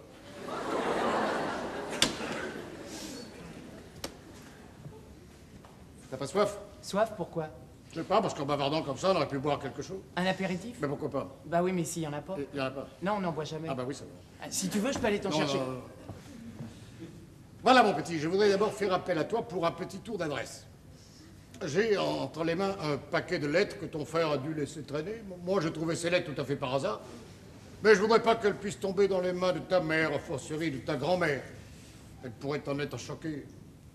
Tu dois savoir où ton frère garde son courrier, dans le bureau de sa chambre, je suppose, dans un des petits tiroirs. Mettons le tiroir de droite, je sais pas. Tu sais, comme ton frère est personnel, s'il s'apercevait que par étourderie, il a laissé traîner ses lettres, tu pourrais supposer, je ne sais quoi, tu sais, comme il est exagéré en tout. Alors, je compte sur toi pour que ce petit paquet regagne sa place sans que Charles ait à s'alarmer de quoi que ce soit. Faut le ménager un peu ces temps-ci. Il a eu une contrariété, le pauvre gros. Je peux compter sur toi? D'accord, il y verra avec du feu, sois tranquille. Parfait, mon gros, parfait. Bon, alors, maintenant, voici. Ce que j'ai à te dire est évidemment assez bizarre. Il est des circonstances dans la vie où l'homme, ou un homme, toi, moi, ou les hommes, un père de famille, par exemple, peut se voir contraint par un ensemble de considérations à envisager, disons le mot, telle ou telle solution qui, au premier abord, lui aurait paru ou aurait pu lui paraître inenvisageable. Tu me suis, n'est-ce pas? Enfin, oui. Tu imagines bien, je pense que le bonheur est peut-être un bien grand mot, mais disons la situation rêvée. Tu imagines bien, dis-je, que je serais très heureux qu'il me fût possible de procurer à ton frère cette situation dont il rêve. Ta mère serait très heureuse aussi, je crois, j'en suis sûr. À ce propos, Roger, si, et je le crois, je peux m'adresser à toi comme à une grande personne, il faut que tu me donnes ta parole. que tout ce que je vais te dire restera entre nous et que ni ta mère ni Lolo n'en sauront rien. Je peux compter sur toi? Ouais, pas. Parfait, Lolo, parfait. Alors voici. Voilà. Voici ce qui se passe. C'est en un sens assez inespéré. Je crois qu'il ne faut pas faire l'autruche. Il faut regarder les choses en face. Oublions, si tu veux, pour un moment, le côté des femmes. Nous sommes là, toi et moi. Cette jeune comtesse polonaise et sympathique, dont nous avons déjà parlé, serait disposée, m'as-tu dit, à... Parlons d'homme à homme, mon petit. Je peux jamais causer 5 minutes avec ce nom de Dieu de téléphone. Allô? Oui? Ah, comment vas-tu, vieux crabe? Mille excuses, chère madame. Mais décidément, mon appareil, je suis rouge de confusion. Ah, vous êtes déjà au courant.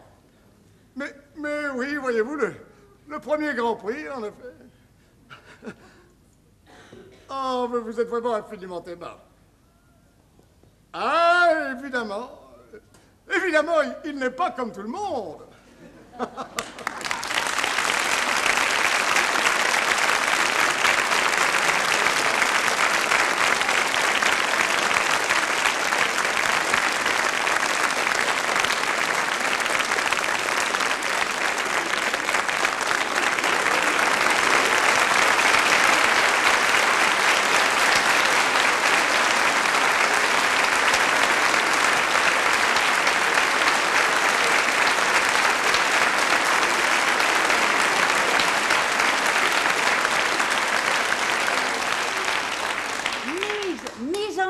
Par lui-même, la pièce que nous venons d'avoir le plaisir de jouer pour vous ce soir est d'André Roussin.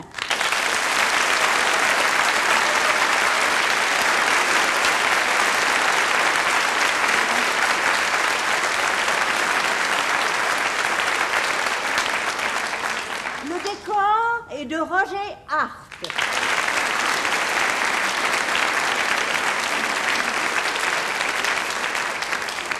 Avec Anne Roudier,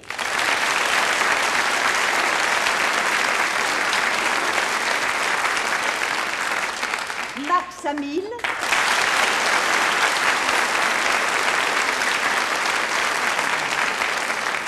Christian Parisi.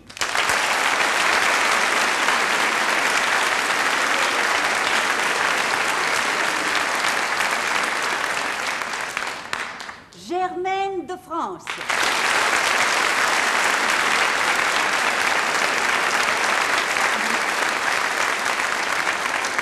André Roussin.